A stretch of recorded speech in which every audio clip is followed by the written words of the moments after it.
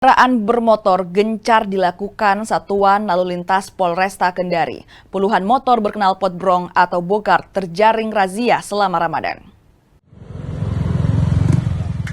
Motor yang terjaring razia disita dan diamankan di Satuan Lalu Lintas Polresta Kendari.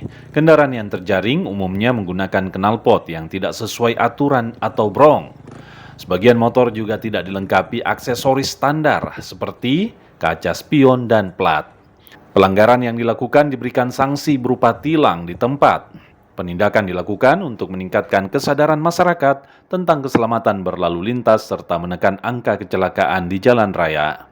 Di mana dari hasil penindakan pelanggaran lalu lintas tersebut didapat R2 motor sejumlah 37 unit, di mana mayoritas pelanggarannya adalah knalpot non standar atau bogar, namun ada juga yang pelanggarannya tidak menggunakan plat maupun spion.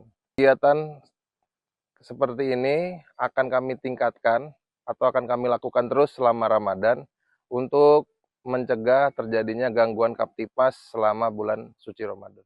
Motor berknalpot brong yang disita terlebih dahulu harus mengganti dengan knalpot standar sebelum dikeluarkan.